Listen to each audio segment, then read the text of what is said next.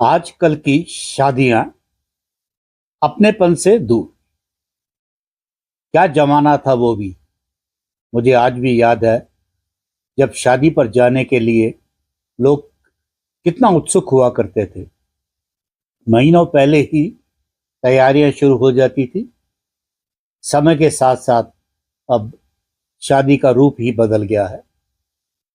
पहले शादियां होती थी तो घरों के बाहर सड़कों पर पंडाल लगते थे। किसी को कोई दिक्कत नहीं होती थी। लेकिन आज टेंट लगा के देखो, आस पड़ोस को ही तकलीफ हो जाती है। उस समय हलवाई को 3-4 दिन पहले ही भाजी, जी हाँ भाजी, शायद आज की पीढ़ी सबसे परिचित भी ना हो, उसे बनाने का काम शुरू हो जाता था। रिश्तेदार खुद इस काम में आगे आते थे और हलवाई के पास बैठकर मदद करते थे, जिसमें फूफा, मामा सबसे आगे होते थे। वह ये यादें ही रह गई हैं। फिर रूप बदला। शहर के अंदर मैरिज हॉल में शादियां होने की परंपरा चली, परंतु वह दौर भी अब समाप्ति की ओर है। अब शहर से दूर महंगे रिसोर्ट में शादियां होने लगी हैं, क्योंकि अब ये रिसोर्ट भी आसानी से नहीं मिलते। इसलिए शादी से महीनों पहले ही 2-3 दिन के लिए ये रिसोर्ट बुक करा लिए जाते हैं और शादी वाला परिवार वहां शिफ्ट हो जाता है, जिसे आज डेस्टिनेशन वेडिंग का नाम दिया गया है। सभी मित्र और मेहमान सीधे वहीं आते हैं और वहीं से विदा हो जाते हैं। जिसके पास 4 पहिया वाहन है वही जा पाएगा, 2 पहिया वाहन वाले नहीं जा पाएंगे। बुलाने वाला भी यही स्टेटस चाहता है और वह निमंत्रण भी उसी श्रेणी के अनुसार देता है। 2-3 तरह की श्रेणियां आजकल रखी जाने लगी हैं। जिसको सिर्फ लेडी संगीत में बुलाना है, किसको सिर्फ रिसेप्शन में बुलाना है, किसको कॉकटेल पार्टी में बुलाना है और किस वीआईपी परिवार को इन सभी कार्यक्रमों में बुलाना है। इस आमंत्रण में अपनेपन की भावना खत्म हो चुकी है। सिर्फ मतलब के व्यक्तियों को या परिवारों को आमंत्रित किया जाता है।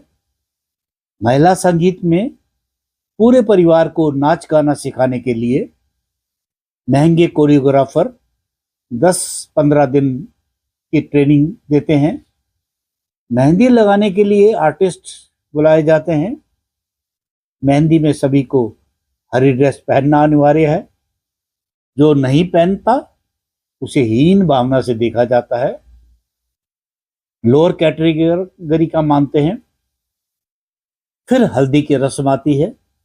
इसमें भी सभी को पीला कुर्ता पजामा पहनना अति आवश्यक है। इसमें भी वही समस्या है, जो नहीं पहनता उसकी इज्जत कम होती है। इसके बाद वर निकासी होती है। इसमें अक्सर देखा जाता है, जो पंडित को दक्षिणा देने में 1 घंटे डिस्कशन करते हैं, वह बारात प्रोसेशन में 5 से 10 हजार नाच गाने पर उड़ा देते हैं। इसके बाद रिसेप्शन स्टार्ट होता है। स्टेज पर वरमाला होती है। पहले लड़की और लड़के वाले मिलकर हंसी मजाक करके वरमाला करवाते थे। आजकल स्टेज पर धुएं की धुनी छोड़ देते हैं। दूल्हा दुल्हन को अकेले छोड़ दिया जाता है, बाकी सबको दूर भगा दिया जाता है और फिल्मी स्टाइल में स्लो मोशन में वह एक दूसरे को वरमाला पहनाते हैं। साथ ही नकली आतिशबाजी भी होती है।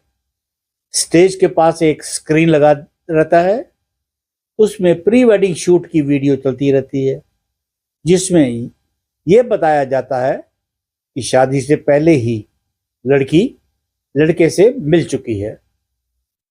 प्रत्येक परिवार अलग अलग कमरे में ठहरते हैं, जिसके कारण दूर दराज से आए बरसों बाद रिश्तेदारों से मिलने की उत्सुकता कहीं खत्म सी हो गई है, क्योंकि सब अमीर हो गए हैं, पैसे वाले हो गए हैं। मेल मिलाप और आपसी स्नेह खत्म हो चुका है। रस्म अदायगी पर मोबाइलों से बुलाए जाने वाले पर कमरों से बाहर निकलते हैं। सब अपने को एक दूसरे से रईस समझते हैं और यही अमीरियत का असर उनके व्यवहार से भी झलकता है। कहने को तो रिश्तेदार की शादी में आए हुए होते हैं, परंतु अहंकार उनको यहां भी नहीं छोड़ता। वे अपना अधिकांश समय करीबियों से मिलने के बजाय अपने अपने कमरों में ही गुजार देते हैं। कुछ लोगों को मेरी ये बातें शायद अच्छी ना लगे, क्योंकि सच हमेशा कड़वा होता है।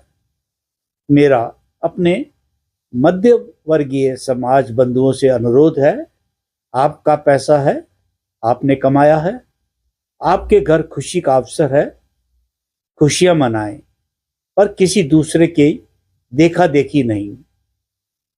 कर्ज लेकर अपने और परिवार के मान सम्मान को खत्म मत कीजिए। जितनी आप में क्षमता है उसी के अनुसार खर्चा कीजिए। 4-5 घंटे के रिसेप्शन में लोगों की जीवन भर की पूंजी लग जाती है। अपना दाम्पत्य जीवन सर उठा के स्वाभिमान के साथ शुरू कीजिए और खुद को अपने परिवार और अपने समाज के लिए सार्थक बनाइए।